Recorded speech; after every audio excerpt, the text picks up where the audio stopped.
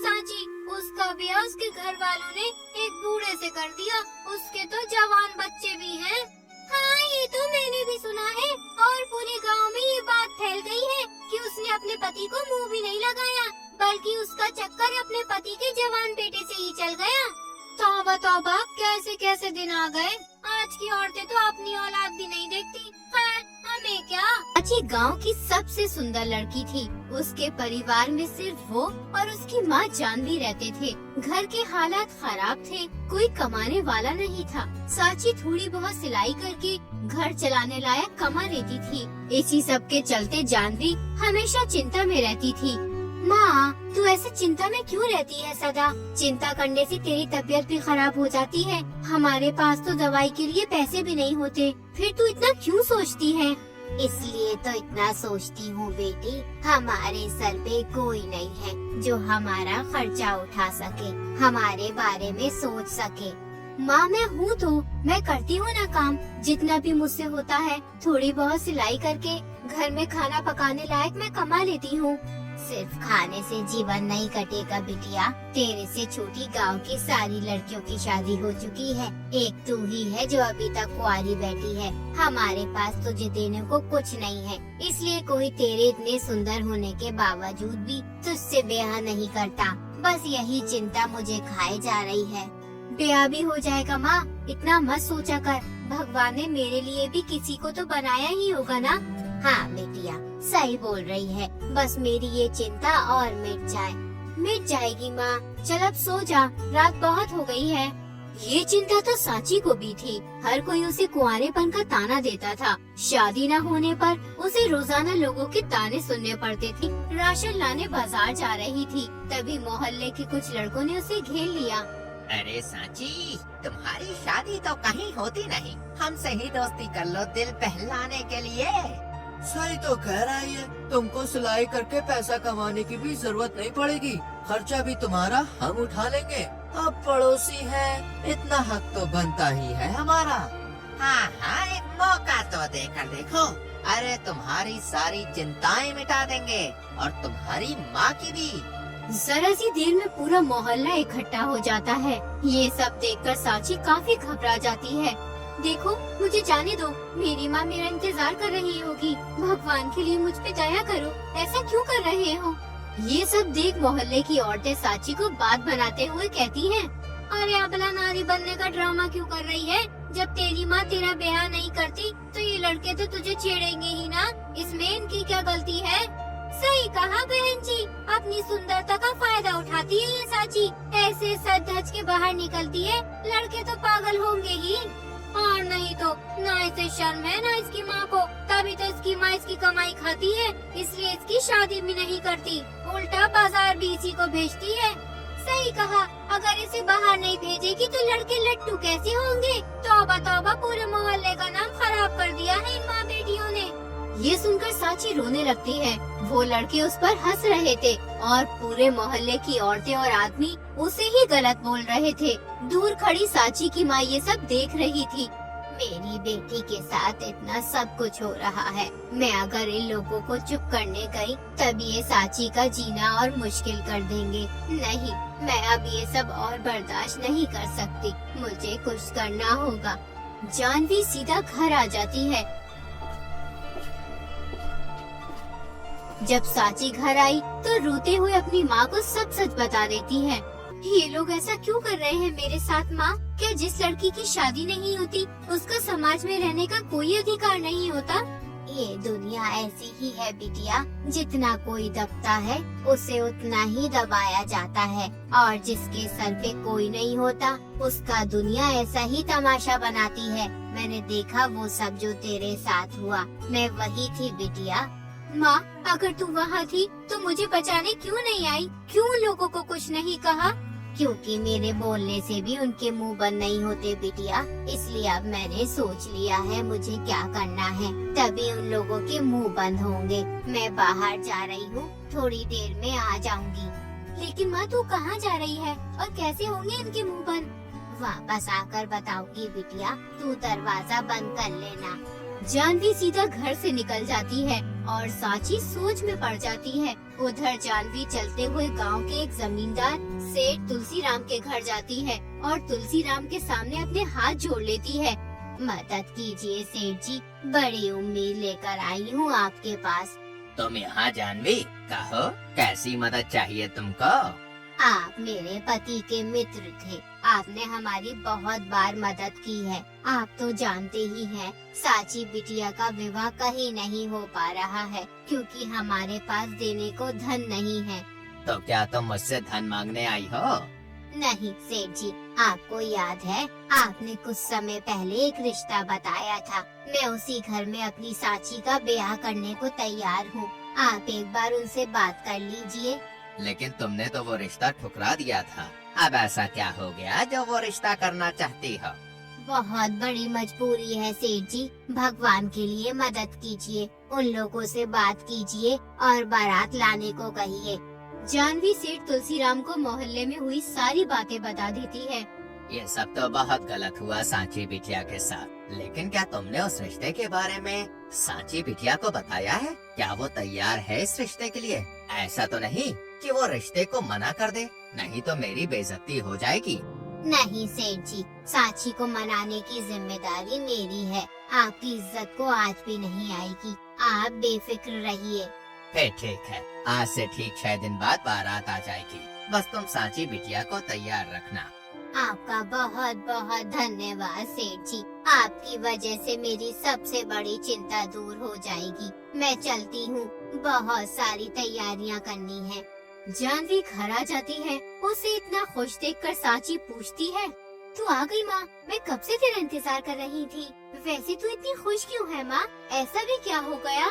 हाँ बेटा, बात ही ऐसी है। मैंने तेरा रिश्ता पक्का कर दिया है। आज से पूरे 6 दिन बाद तेरी बारात आएगी, तेरी डोली उठेगी। अब देखना सबके मुंह बंद हो जाएंगे। ये सुनकर सांची के होश ही उड़ जाते हैं। उसे तो जैसे यकीन ही नहीं आता। पहले ये बता माँ, बिना धन मांगे कोई मुझसे ब्याह करने को तैयार कैसे हो गया? तू अच्छे से जानती है ना, गांव का कोई भी इंसान बिना धन के मुझसे ब्याह करने को राजी नहीं है। तू सही कह रही है, अभी तक कोई राजी नहीं था, पर अब एक इंसान है जो तुझसे बिना धन के भी ब्याह करेगा। तू अपनी माँ पे भरोसा रख, तेरे लिए सब अच्छा होगा। पर माँ, मेरा ब्याह होगा किससे? एक बार बता तो सही। जल्दी बताऊंगी, तू ज्यादा सोच मत। बस अब तू अपने ब्याह की तैयारी शुरू कर दे। इतना बोल उसकी माँ काम में लग जाती है और सांची की तो खुशी का ठिकाना ही नहीं रहता। मैंने तो उम्मीद ही छोड़ दी थी कि कोई मुझसे ब्याह भी करेगा। हे भगवान, तेरा लाख लाख धन्यवाद। अब मैं भी एक इज्जत की सफल। जानवी ने पूरा मोहल्ला इकट्ठा कर लिया और चिल्ला कर बोली, सुनो सुनो सब सुनो, इधर आओ सब। अरे ऐसा भी क्या हो गया बहन? सब ठीक तो है ना? चिल्ला तो ऐसे रही हो जैसे तेरी सांची का ब्याह होने वाला है। बताती हूँ, सब बताती हूँ।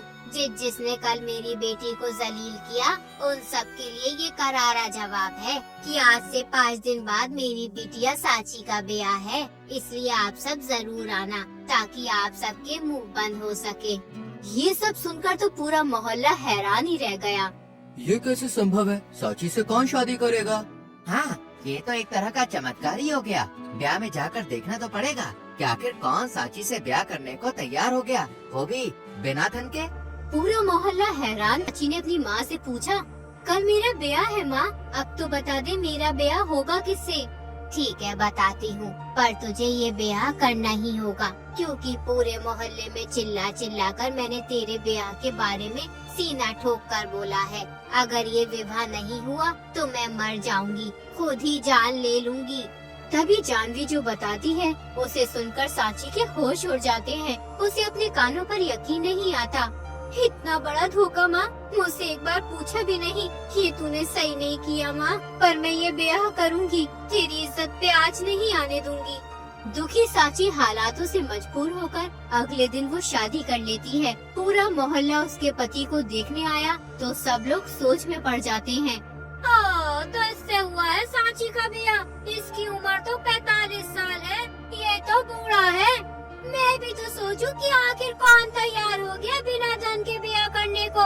लो बताओ, इस बूढ़े से शादी कर दी गांव की सबसे सुंदर लड़की की। और इस आदमी को मैं जानती हूँ, इसका नाम सेठ हार्दिक है। इसकी पहली पत्नी मर गई थी। इसके 2 जवान बेटे भी हैं। बड़ा बेटा राजा जो 18 साल का है और छोटा बेटा अज्जू जो 12 साल का है। और तो और सेठ हार्दिक की एक बेवा बहन भी है जो सेठ हार्दिक के पास उसके घर में ही रहती है। कहते हैं कि वो ही घर की मालकिन है। साची हालातों के सामने मजबूर थी। उसकी समझ में नहीं आ रहा था कि वो क्या करे। मैं जानती हूँ बेटिया, तू इस विवाह से खुश नहीं है, पर सेठ हार्दिक एक अच्छे इंसान है, वो तुझे खुश रखेंगे। मैंने ये विवाह आपके कहने पर किया है माँ, पर मैं इस रिश्ते को पूरे दिल से निभाऊंगी और एक अच्छी पत्नी बनूंगी। बहुत खूब बेटिया, भगवान तुझे खुश रखे। साची अपने ससुराल आ जाती है। आते ही उसका पति हार्दिक उससे कह देता है, मैंने तुमसे ब्याह केवल अपने मान सम्मान और समाज में इज्जत की वजह से किया। मैं अपनी मरी हुई पत्नी को भूला नहीं हूँ, इसलिए मैं कभी भी तुमसे प्रेम नहीं कर सकता। लेकिन मैं इस घर में विवाह करके आई हूँ जी, मैं आपकी पत्नी हूँ। आप ऐसा क्यों बोल रहे हैं? पत्नी हो, पत्नी बनकर रहो। माना कि तुम बहुत सुंदर हो, पर तुम्हारी सुंदरता का जादू मुझ पर नहीं चलेगा। दूर रहना मुझसे। मैं कोई जादू नहीं चलाना चाहती हूँ जी, मैं बस अपना पत्नी धर्म निभाना चाहती हूँ। इस रिश्ते को एक मौका देना चाहती हूँ। कोई जरूरत नहीं है ये सब करने की। तुमको इस घर में एक अच्छी इज्जत की जिंदगी मिलेगी, पर मेरे से कोई उम्मीद मत रखना, समझ गए? ठीक है जी, मैं इस बात का ध्यान रखूंगी कि मैं आपकी परेशानी का कारण ना बनूं। मैं पूरी कोशिश करूंगी कि मैं इस घर की अच्छी बहू बन पाऊं। अच्छी बात है। साथ में मेरी बहन ललिता, वो ही इस घर की कर्ता धर्ता है, इसलिए उनकी कोई भी बात मत टालना, ठीक है? जी ठीक है। इतना बोल सेठ हार्दिक वहाँ से चला जाता है और तभी हार्दिक की विधवा बहन ललिता वहाँ आ जाती है। मेरे भाई को ज्यादा परेशान करने की जरूरत नहीं है बहू। तेरा काम है इस घर के सारे काम करना, दोनों बच्चों का ध्यान रखना, ठीक है? दोनों बच्चे? हाँ, हार्दिक के दोनों बच्चे अब तेरे भी हुए ना, तो उनका ध्यान रखना तेरी जिम्मेदारी बनती है। उनको कोई कमी नहीं होनी चाहिए। ठीक है दीदी, आप जैसा बोलेंगी मैं वैसा करूँगी। ठीक है, तो फिर अब मुंह क्या देख रही है? जाकर बर्तन धो ले और खाना भी पका ले। आज ही मेरा ब्याह हुआ है, आज ही मैं इस घर में आई हूँ और आज ही काम करूँ। तो क्या यहाँ महारानी बनने आई है? अरे तुझे यहाँ हार्दिक की पत्नी नहीं, नौकरानी बनाने के लिए लाई हूँ मैं। ठीक है दीदी, मैं अभी सब कर देती हूँ, मैं जाती हूँ। और हाँ, ध्यान रहे, मेरी कोई भी चुगली मेरे भाई हार्दिक से की ना, तो तेरे साथ बहुत कुछ कर दूंगी मैं, ठीक है? अब जा। साची दुखी होकर शादी के दिन ही घर के कामकाज में लग जाती है। हे भगवान, कहाँ फंस गई हूँ मैं? ऐसे कैसे चलेगा? किसी को मेरी परवाह नहीं है। मेरे जितनी उम्र के बच्चों की मैं माँ बन गई। जब वो मुझे माँ बोलेंगे तो कितना अजीब लगेगा। जिंदगी उलट पुलट हो गई है मेरी तो। साची को ऐसा कुर्ता देख ललिता खुश हो जाती है। तुझे हम इस घर में बहू नहीं नौकरानी बनाकर लाए हैं। मैं तेरा इस घर में जीना हराम कर दूंगी, इतना कि तू मेरे सामने सर उठाने से पहले 100 बार से। हार्दिक अब साची का थोड़ा ध्यान रखने लगा था। मैंने तुमको पत्नी का दर्जा नहीं दिया, फिर भी तुम मेरा और मेरे बच्चों का इतना ध्यान रखती हो। मैं तुम्हारा धन्यवाद करना चाहता हूँ। कैसी बात कर रहे हैं जी आप? ये घर अब मेरा भी तो है और ये सब करना तो मेरा फर्ज है। सही कह रही हो तुम एक अच्छी जिंदगी के लायक हो। बस मैं ही तुमको पत्नी का दर्जा नहीं दे सकता, इसलिए मुझे माफ कर देना। माफी मांगकर मुझे छोटा मत बनाए जी। आपने जितना भी दिया है मेरे लिए वही बहुत है। मैं उसमें बहुत खुश हूँ। आप अब जाइए, आपके जाने का समय हो गया है। ललिता ये सब देख रही थी, जिससे वो चिंता में आ जाती है। ये हार्दिक की पत्नी बनकर इस घर में आई है। हार्दिक इस पर ध्यान भी बहुत देने लगा है। कल तक तो हार्दिक इससे बोलता भी नहीं था, आज इतनी बातें भी करने लगा है। ऐसा भी क्या हो गया? ललिता चिंतित होकर सोचने लगती है। इस घर की मालकिन आज तक मैं हूँ। इस घर में सब मेरे हिसाब से होता है। तिजोरी की चाबी भी मेरे पास है। आज नहीं तो कल हार्दिक इसे अपना लेगा और घर की मालकिन ये साची बन जाएगी। अगर ऐसा हुआ तो मैं कहीं की भी नहीं रहूंगी। मुझे कुछ करना होगा जिससे हार्दिक कभी साची को ना अपनाए। पर क्या, कुछ तो सोचना पड़ेगा।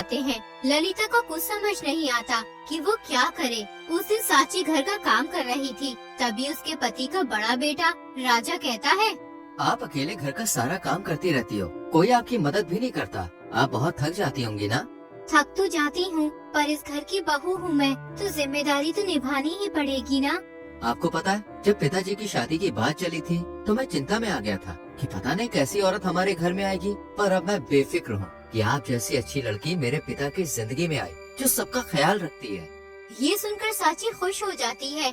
अगर ऐसा है तो ये मेरे लिए बहुत ही खुशी की बात है। मैं आगे भी कोशिश करूँगी कि मैं सबका ध्यान रख सकूँ।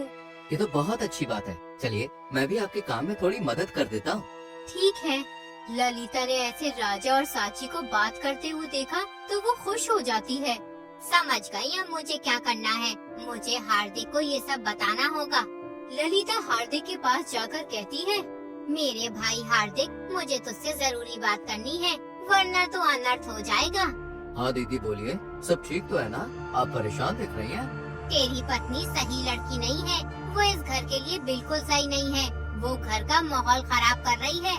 क्या क्या कह रही हो दीदी? साची एक अच्छी लड़की है। उसका पति होने के बावजूद मैंने उससे कोई रिश्ता नहीं रखा। उसके बाद भी उसने अपना पत्नी धर्म निभाया है, पूरे घर को संभाला है। आपकी इतनी डांट सुनने के बाद, आपके इतना परेशान करने के बाद भी वो एकदम चुप होकर सब सहती है, बच्चों का ध्यान रखती है। और क्या चाहिए? वो ही तो मैं कह रही हूँ। देख, तूने उसे पत्नी होने का दर्जा नहीं दिया, फिर भी वो खुश है। इसके पीछे एक बड़ी वजह है। वजह? कैसी वजह? वजह ये है कि वो यहाँ तेरी वजह से नहीं रुकी, बल्कि तेरे बेटे राजा की वजह से यहाँ रुकी हुई है। राजा का और तेरी पत्नी साची का कुछ चल रहा है। नहीं नहीं, मैं नहीं मानता। आप झूठ बोल रही हो। तुझे नहीं यकीन तो बाहर जा। ललिता की बात मानकर हार्दिक बाहर आकर उनको देखता है। दोनों एक साथ हंस हंस के बातें कर रहे थे, जिन्हें देख हार्दिक का गुस्सा फूट जाता है। इतना बड़ा धोखा मेरे साथ? नहीं, मैं ये बर्दाश्त नहीं करूँगा। इस लड़की को अपने घर से निकाल दूंगा बहुत जल्द। ये सब देखकर ललिता बहुत खुश हो जाती है। अब आया ना मजा। अब ये साची मेरे घर में नहीं रहेगी और ये घर पहले की तरह मेरा हो जाएगा। और उसे घर से निकालकर बाहर खड़ा कर दिया। निकल जाओ मेरे घर से। तुम मुझे अपने घर में नहीं चाहिए। आप मुझे घर से क्यों निकाल रहे हैं जी? कोई देखेगा तो क्या कहेगा? कहेगा तो कहने दो। मेरे घर में रहकर मुझसे ही गद्दारी की है तुमने। अरे अगर मैं पति होने का फर्ज नहीं निभा पाया तो तुम मुझे धोखा दोगी? कौन सा धोखा जी? मैंने कोई धोखा नहीं दिया। भले ही आपने मुझे पत्नी का दर्जा नहीं दिया, पर मैंने अपने पत्नी होने के सारे फर्ज निभाए हैं। सच जानना चाहती हो ना? तो सुनो, अगर मैं पति नहीं बन पाया तो तुमने मेरे बेटे राजा को अपने प्रेम जाल में फंसा लिया। सोचा होगा मैं तो इतनी सुंदर हूँ, मेरे प्यार के जाल में फंसी जाएगा। ये सुनकर तो साची के होश ही उड़ जाते हैं।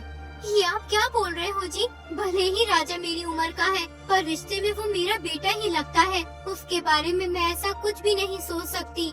झूठ मत बोलो। मैंने खुद देखा है तुम दोनों को साथ में हंसते हुए, बातें करते हुए, साथ में काम करते हुए। तुमने क्या सोचा कि तुम ये सब करती रहोगी और मुझे कुछ पता नहीं चलेगा? जाओ, निकल जाओ मेरे घर से। ये सब सुनकर साची दुख से भर जाती है और मायूस होकर कहती है, मेरी शादी आपसे मेरी माँ ने करवाई थी बिना मर्जी के, क्योंकि आप मेरी उम्र से ज्यादा बड़े हैं। पर मैंने अपनी माँ की इज्जत रखने के लिए ये ब्याह कर लिया था। उसके बाद आपने मुझे पत्नी मानने से मना कर दिया था, फिर भी मैंने दिल से ये रिश्ता निभाया बिना किसी खोट के। आपकी बहन ललिता ने मेरा दिन रात जीना हराम कर दिया, फिर भी मैंने ये रिश्ता निभाया और कोई शिकायत नहीं की। और सिर्फ आपका बेटा था राजा, जिसने मेरा सगा बेटा ना होते हुए भी मुझे माँ की तरह इज्जत दी, और आपने उसको लेकर ही मुझ पर इल्जाम लगा दिया। ये आपने सही नहीं किया जी। ये मैं बर्दाश्त नहीं करूँगी, इसलिए मैं चली जाऊँगी इस घर को छोड़कर। तभी राजा वहाँ आ जाता है। पिताजी, आपने इन पर शक भी कैसे किया? अरे आपके लिए इनसे अच्छा कोई और हो ही नहीं सकता। और आपने सोच भी कैसे लिया कि मैं अपनी माँ पर गंदी नजर रखूंगा?